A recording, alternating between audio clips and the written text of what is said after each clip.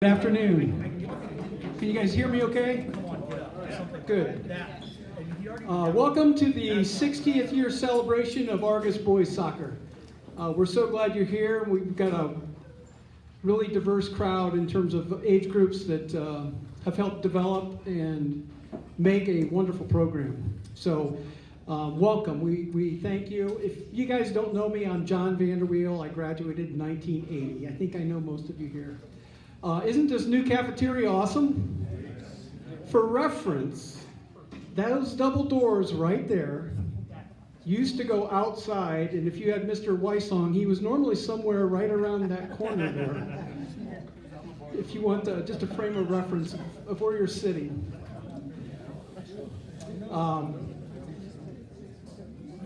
Today I'm just going to help Spencer serve as the host. Spencer and Todd as the host. But before we start, can we get a round of applause to Spencer and Todd for putting this whole thing together? Spencer is unbelievable. He was on it, and he's organized, and he has a heart for Argos and Argos soccer.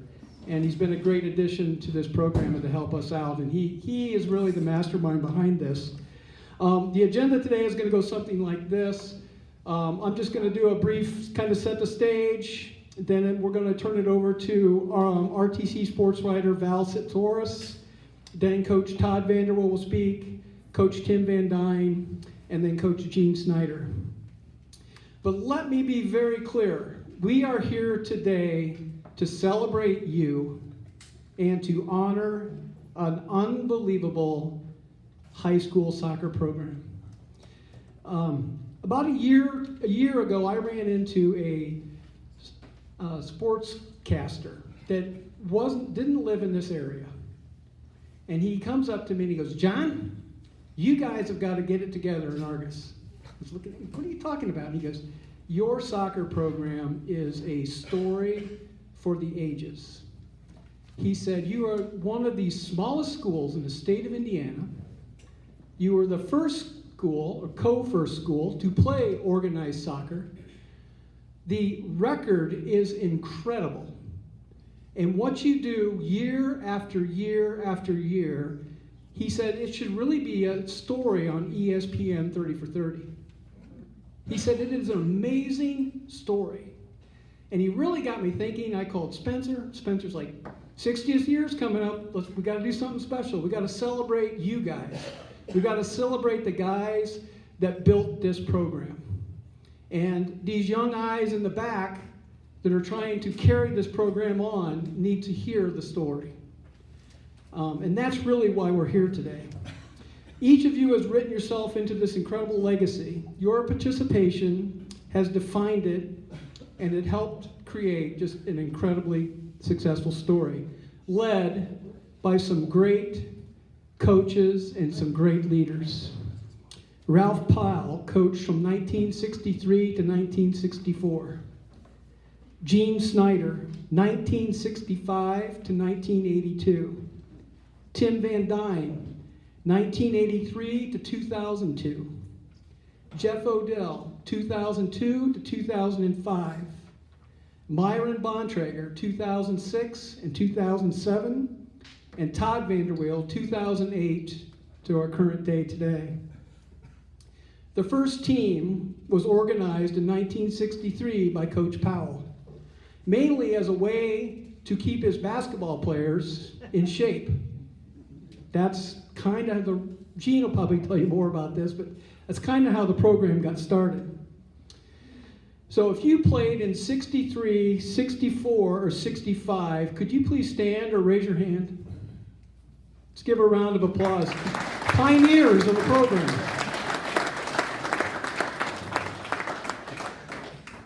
Argos shares jointly the oldest soccer program in high school in the state of Indiana with Culver Military Academy. The first ever game with Culver Military Academy was on September the 8th of 1963. The 1963 team went 0-4-1. The 64 team went 7-0-1. And the 65 team went 2-2-2. Overall statistics go something like this, and I hope you were all able to pick up a stat sheet that Spencer spent hours compiling. Argos soccer has a record overall of 696, 254, and 62 ties. We have 126 and 46 tournament record, 47 winning seasons, 6 500 seasons, 45 seasons with a championship won of some kind out of 60 years, 34 conference titles, 32 sectional titles, 15 regionals, 2 semi-states, 2 state runner-ups, and 4 state titles. Spencer shared a post on Twitter on boys soccer, and Argos is in the top 5, is that correct? With state titles in the entire state. Evansville Memorial, North Central, Argos, Canterbury, and Carmel, or something of that nature. Which is incredible. We produced 2 All-Americans, 1 All-Midwest player, 8 All-State players, 64 college players. We had 2 IHSAA Mental Attitude winners. Andy Stone came up to me just before I started talking. He said, hey, ask the crowd who has coached soccer at Argos, and then who has a legacy that has coached somewhere else. Can you raise your hands? Anybody who's coached around Argos counts? It's amazing the number of coaches that are out across northern Indiana, the entire state. I stop and I think, small school, small idea, and I found a quote by Van Gogh that I thought was so pertinent. Great things are done by a series of very small things, and then bringing all brought together. You focus on the small things, you work on them very hard day after day, and by doing these well, they emerge into something extraordinary that you may not have even been able to imagine when you started. And that's kind of how I view Argos soccer.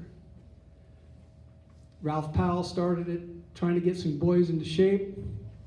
Boys love the game, and it's just evolved ever since. So enough of me, other than one last thing. It's game day, Coach Snyder, and I'll confess this up front if you're going to make me run, but I talked to my wife this morning, so I talked to a girl.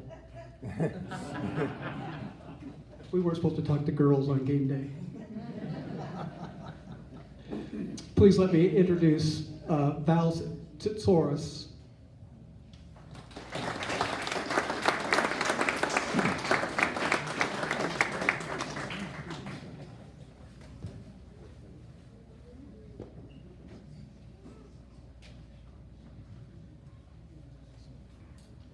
Well, I wrote this speech on white note cards. If I knew that Coach Van Der Weele would behave the way he would say, maybe I would have written it on yellow cards.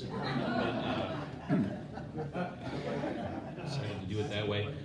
Thank you all for having me. My name is Val Tsoutsouris. I am a sports writer and a sportscaster who lives and works in Rochester, but whenever I am in Argos, you make me feel like I am home. Thank you. This is my 20th season covering high school soccer, which means I missed the first 2/3 of why we were here today. Sorry. But I've been playing catch up ever since, and I'm still trying. One reason why I wanted to be a sports writer was that every team in every sport has a story, a history, a rival, and a reason for being that makes it unique. With Argos soccer, my curiosity was piqued right away once I started covering the team. So many questions. Exactly how many people have the last name Van Der Weele? Why does Damon Binkley wear the number 10? And it's not because of Messi, I know that. How do you describe in words on paper what Chino Roque just did? Will they ever get over that loss to Guerin Catholic in the semi-state? if you interview Teddy Redinger, will he ever talk?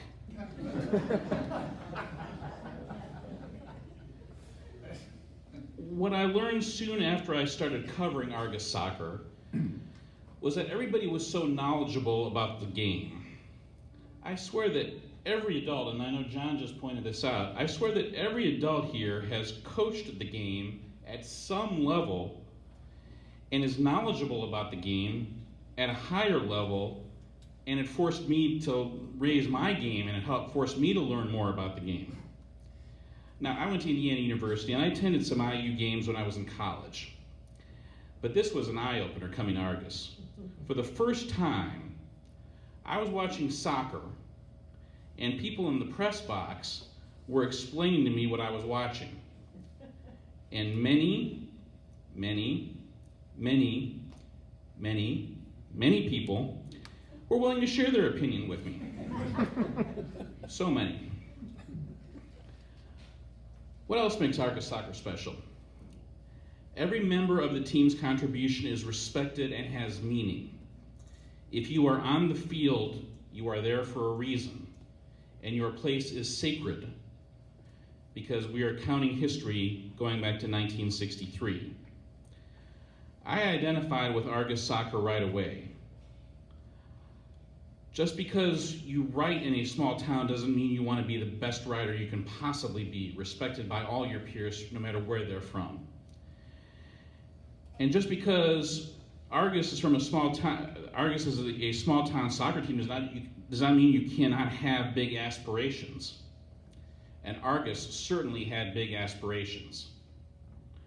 And we have more in common than we might think as people, not less. It all culminated on the evening of November 1st, 2019 at Fishers High School, from my standpoint. Again, having missed the first 2/3 of why we were here today. That's when the small town team achieved its greatest aspirations, when Argos beat Indianapolis Lutheran for the Class 1A state title. And in the celebration that followed, I was reminded of the most important lesson you can receive as a sports writer, that you are covering people and not sports. Cover the people well, embrace their humanity, listen, be curious, and the knowledge of the sport will follow. So thank you, Argos Soccer, for being you, for keeping up with your story, your history, your rivals, and remembering that your reason for being is both a celebration of soccer and the people who play it. Thank you.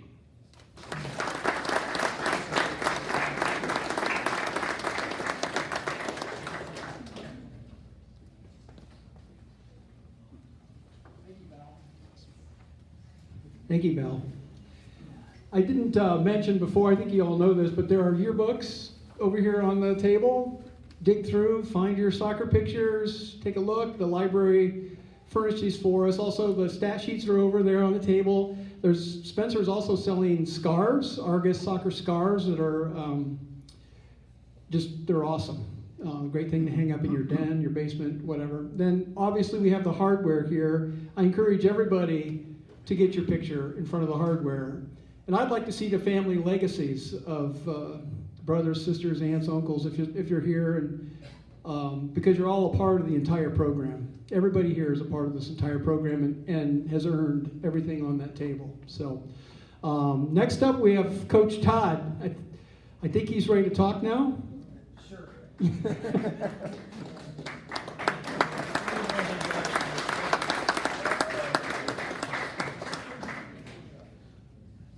Well, first of all, I want to apologize for losing my cool. I try not to do that anymore, but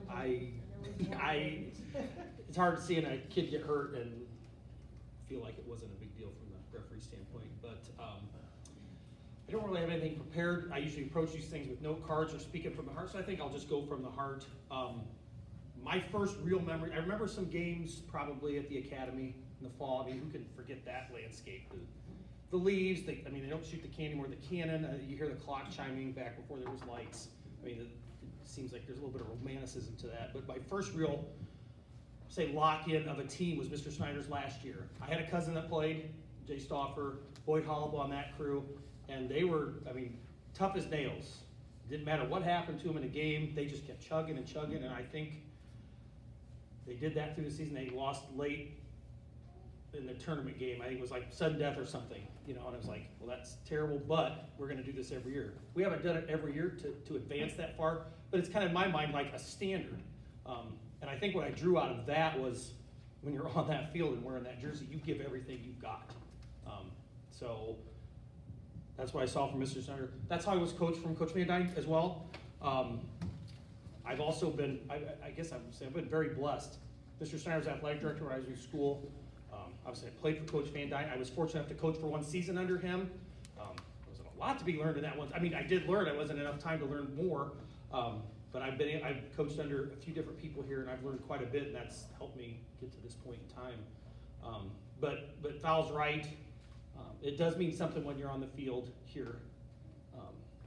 Not just for what's happened, but for the group here. And I think as in my time, if you look at the stat books, it's like, well, the 78 team was this, the 87 team did that, the 71 team had these memories. It's not those numbers. It's the people that were involved in that team, the personalities. And that's, with my teams, that's what I remember. I remember some of the games, but I remember some of the screwball moments that have happened, and maybe that's part of my personality as well. But that's the fun part of it, to be able to come out in the field to a teammate who's hurt on the ground and say some random word that has nothing to do in a tournament game, and then run away, and they're laughing, and I'm like, we're in the middle of this regional final, what is going on? But that's the personality. That's what makes each of those teams just a little bit different. And whenever you follow any team, there's high points and low points, and we've had some low points. Val mentioned the loss to Guerin Catholic. I honestly didn't think that I would ever get over that. I bawled for days after that. Guerin Catholic's a much bigger school. That team we'd lost our goalkeeper in the first game from a red card. Guerin Catholic had won the state championship the year before, been number one all year, and we battled and battled and battled, and they scored late on a freak kind of play, and it really bothered me. And I probably carried that on for a few years, but at Argos, kids cycle through, and you miss them, but new kids come up with those same ambitions, and you just start over and keep working toward it. And I've been, like I said, I've been very blessed to have the kids that played for me and to play as hard as they have for, this is the 16th season, and today's a perfect example. That's the best game that we've played probably in 2 years. It was a little unlucky not to get a win, but I can't be more proud of that kind of effort, and that's to me what it is. So thanks for listening to that rant, and it's not a rant, but thanks for listening to that, and we'll move on to the next speaker. If you played for Todd, raise your hand, or play for him now.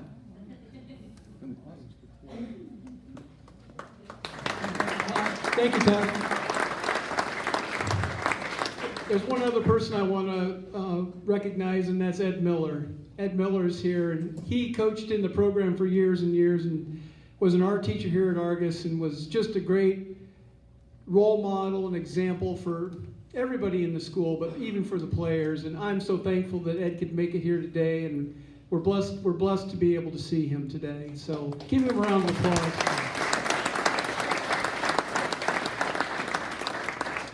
Next up, we've got Coach Tim VanDuyne.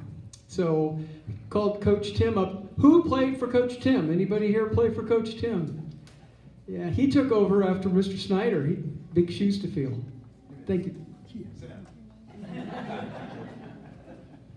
Well, thanks for just asking me to share. I have no idea what I'm going to share, so bear with me. But it was fun to watch you guys play out there and play hard today. And I think that's what we expect all Argos soccer teams to do.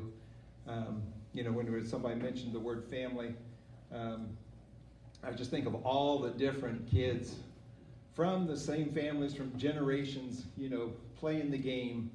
And you go down 2 or 3 years, and well, there's a brother playing. And 2 or 3 more years, there's another brother playing. The Jennings' family, And my family with 7 boys and 6 boys and a girl. And we just have a lot of families that just love the game of soccer. And but back in the day, you guys will not appreciate this back there in the back, but it wasn't like the uniforms that you have today and your equipment. At the end of the season, we would walk into that locker room right over there, and coach would tell us, okay, take off your shoes. And the shoes all went in a big bin, and the bin was rolled in the back in the area, storage area, until the next year. And then the next year came, he rolled them back out and said, okay, seniors, you get a pick first, pick your pair of shoes. And they picked, and then the juniors and sophomores and the freshmen got stuck with whatever's left. End of the season, you put your shoes back in the bin, and it goes away. We didn't buy our own shoes back then. We played with those same pair of shoes, and he just told me a little bit ago, he says, you're not going to believe it. He said, I think we bought all those shoes for $2 a piece. You know? So that was our equipment budget back then. But the Argos soccer has been so successful just because we have kids and families that love to play. You saw it out there today, and that's the way it was back then. We're told to go kick the ball hard and go chase it, and that's exactly what we did. We kicked the ball hard and we went and chased it, and we didn't give up until we got the ball. So it's changed quite a bit since back then, and you know, I looked at as you listed the names of the coaches, all of those but one was an Argos product. Guys that had been around soccer before, or, you know, played the game or whatever. So the tradition continues. 60 years has been wonderful. And whoever coaches after Todd, or as Todd continues, okay, we'll expect 60 more good years of Argos soccer. But it's an unbelievable program that this little school should be extremely very proud of. And whatever part that you've played into it, you know, is a bigger part than what you think. So thank you for being here today, and you know, this is a pretty good turnout for this particular event. So Coach Snyder, your turn.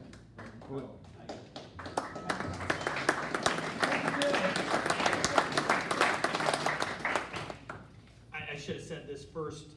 When John introduced, he mentioned the stuff that Spencer and I had done. Spencer did all this, and I want to make sure that the credit's where credit due. I gave him some information here and there and did help tweak, but he set this whole thing up, and I don't want anyone to not understand that. He really put his time in it. He cares about this, and it's important to him, as it is the rest of us, but I want him to get into it.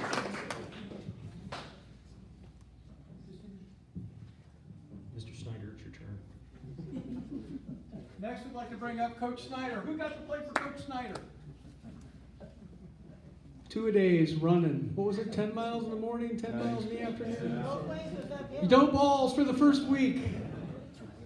Please welcome Coach Snyder.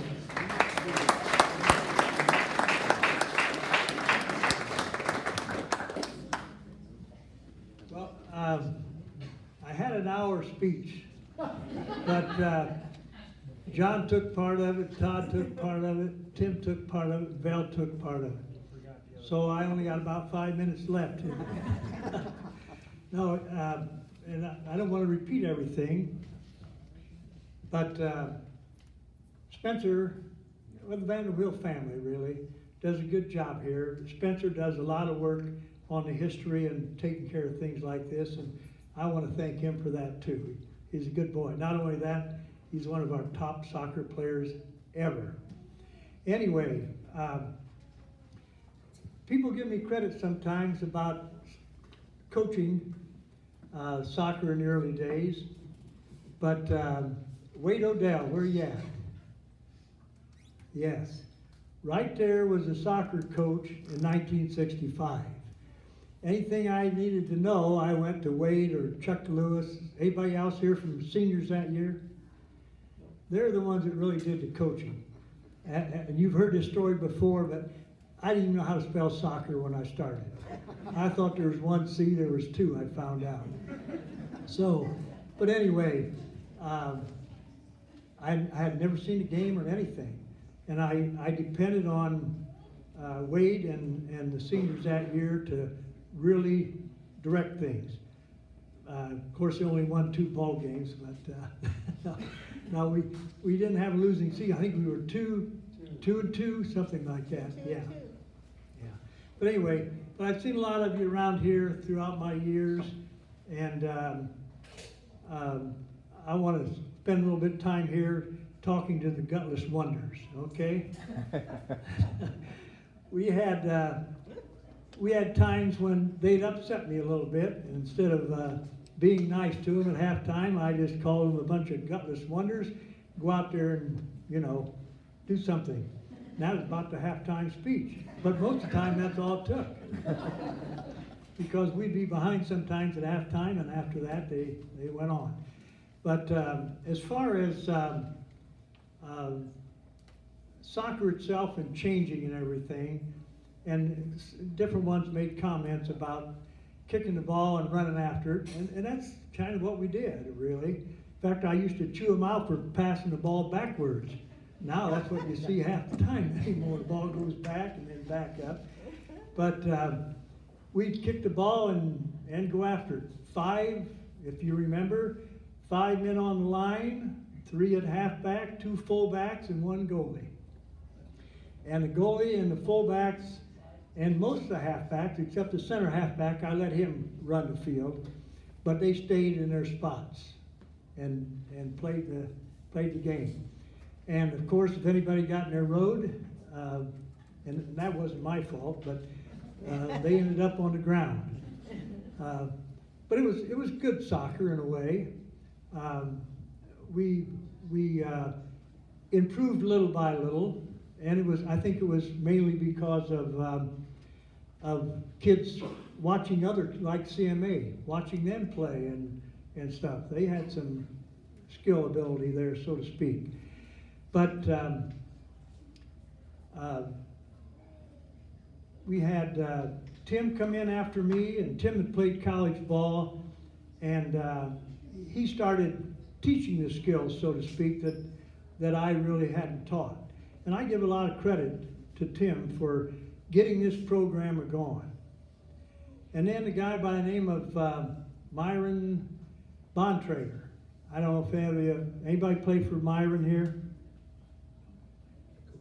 Myron came in and helped out, 2 or 3 years, I think it was. And Myron really worked on skills. I mean, that was the main thing, was the skills. And then from there, Todd took over, and starting with Tim VanDuyne, we went up as far as that goes. They're the ones, I know sometimes people give me credit for different things, but they're the ones that really built this program to where it's at today. And I want to give them the credit for this. But back to the Gutless Wonders, I want to thank them. Outside my family, I don't think I enjoyed life any more than the soccer program, to be honest with you. And it was mainly because of the kids. And I really didn't have to chew them out that much. Once we got started in the season, they worked hard continuously. Once in a while, they caused me a few problems, got me kicked out of the game once, things like that. I blame that onto them, as far as that goes. But they're really the ones that made me enjoy soccer and do some of the things we did. John made a comment about speaking to his wife today. Yes, that was true. Day of the game, of course, the night before the game, you were in bed, or supposed to be in bed, at home anyway. You'll remember this. And then the day during the game, you didn't talk to a girl. But you know, I can still remember in the halls, you was always with your girlfriends any other game, but the day of the game, you could see the boys together talking soccer, you know. And I think things like that probably made a difference too. But I did a few dumb things along the line on things like that. But anyway, back to the other thing. You guys really made me enjoy soccer. Not knowing much about it and everything. It was the boys, starting with Wade Odell. And then I don't want to forget Mr. Miller. Ed Miller was my assistant coach. In fact, he had some seasons with 8-0 wins, 6-0 wins, things like that. He did a good job with the kids.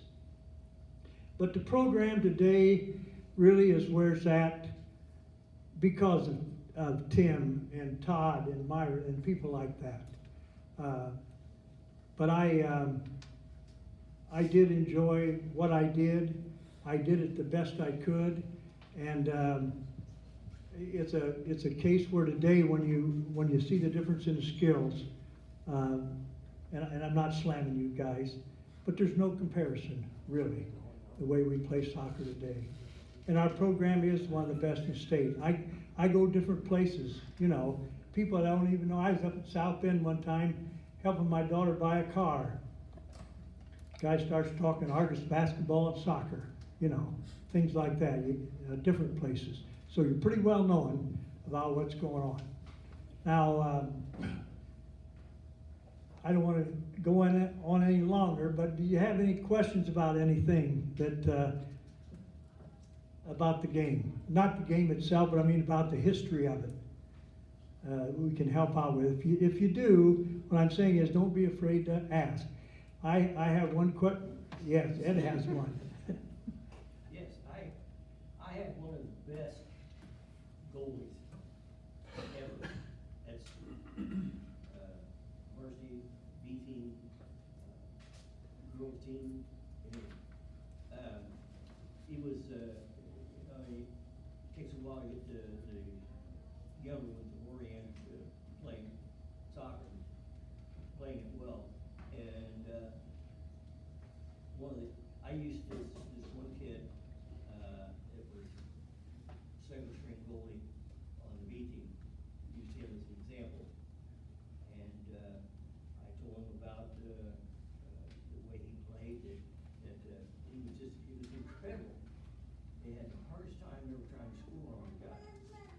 And so one day, towards the end of the game, he was in there, and a shot was taken at the goal, came in high, and he went out to get the ball, and had his arms out like this, and was going after the ball, and he had his eyes closed. And I told the players, I said, now this is desire and this is work. This kid is just something else. He can't be stopped. And I said, and I have this picture, look at this picture. This kid, he's the goalie. And the picture showed him, and his eyes closed, and his hands were out. This guy, he's great. He was blind. Not really. He's out there with his eyes closed, you know, he's blind. I explained to him later on, All right. Now, yes, I rattled on here, but I had different histories about Argos with John and Todd and all of them. Told you exactly the way it was. In fact, they knew it better than I did. John, you can come up here, or Todd, one of you. I'm through. But I want to ask Charlie, your senior year, did you win a game? I believe we did. Yes, I read the thing there. I don't believe that first part, that one of the records is in there. Yeah, I kind of wanted, and I'm not knocking anybody on this, but it seems like you won one game. No, What? we didn't. You didn't win. Nope, we had 3 ties, or 3 losses, and the last game we tied, the way I remember. Last one was, okay, I've heard 2 different stories about this. Now I've straightened it out. That's good. So Spencer knows what he's doing then. That's why I just, because I know somebody had asked me about that, and I said, I'm not sure, but I always heard they were 1, 1, and 1, but that's not the way it was. Sadly. Okay. Anyway, I'll quit rattling on there. But thanks, people, and thanks, boys, and thank the Van Der Weele family for keeping this program going. John.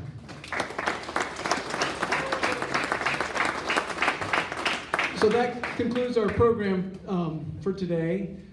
You know, I was sitting back there kind of looking around. I thought, you know, just like for me, when I grew up, I had siblings, my sisters were cheerleaders, but this group right here, they were like my heroes. I remember a little kid coming to the game, watching these guys play and thinking, man, I want to play like them. And the legacies of families, you know, the VanDuynes, the Jennings family, the Zentz family, the Bailey family, the Nifong family. There's just generations of players. It's the Reddingers. It's amazing to see this. And I was thinking back there, you know, the author, pastor T.D. Jakes wrote a book a while back called Don't Drop the Mic. And don't know if anyone here has read the book, but part of the book was dedicated to the fact that in America today, with technology, is we don't tell the story. We drop our family histories. They're not as important as they used to be. We drop our individual stories.